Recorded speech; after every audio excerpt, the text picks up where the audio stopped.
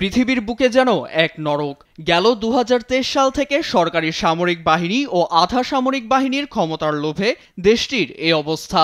২ বছরের গৃহযুদ্ধ পা দিয়েছে ৩ বছরে, যার পরিণতি ভোগ করছে দেশটির ৫১ লাখ সাধারণ মানুষ।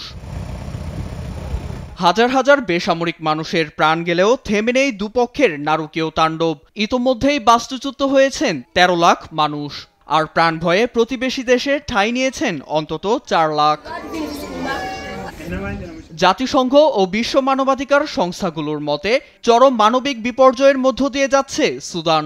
গুলি আর ক্ষেপণাস্ত্রের হাত থেকে প্রাণ বাঁচলেও খাদ্য ও বিশুদ্ধ পানির অভাবে ভুগছে ২৪ লাখ ৬০ হাজার মানুষ। পুষ্টিহীনতায় মূল্য দিতে হচ্ছে শিশুদেরও। এছাড়া মানবিক সহায়তা সঠিক সময়ে পৌঁছাতে না পারায় দুর্ভিক্ষের চরমে ৬,৮৩,০০০ মানুষ। জাতিসংঘ বলছে, দুর্ভিক্ষের এমন নজির বিশ্বের আর কোথাও নেই। এ নিয়ে জাতিসংঘের দ্বারস্থ হয়ে উদ্বেগ প্রকাশ করেছে দেশটির আঞ্চলিক প্রতিনিধি। প্রতিবেশীরা সীমান্ত বন্ধ না করে সুদানের সবাইকে মাথা গোঁজার ঠাঁই করে দিচ্ছে। তারা ভ্রাতৃত্বের পরিচয় দিয়েছে।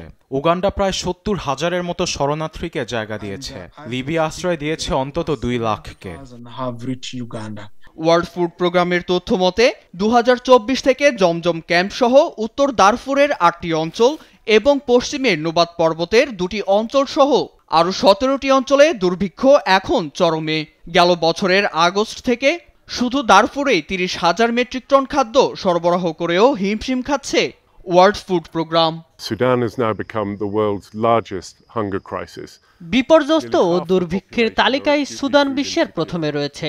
দেশটির অর্ধেকের বেশি জনগণ এখন খাদ্যাভাবের সম্মুখীন। দুর্ভিক্ষ এখন তাদের একমাত্র সঙ্গী।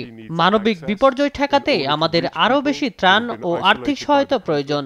And we also need funding. এই পরিস্থিতির মধ্যেই খার্তুমের আন্তর্জাতিক বিমানবন্দরের দখল নিয়েছে সামরিক বাহিনী। অন্যদিকে গুরুত্বপূর্ণ দারফুর অঞ্চলে হামলা চালায় র্যাপিড সাপোর্ট ফোর্স RSF, যে হামলায় প্রাণ গেছে ৪ শতাধিক বেসামরিকের।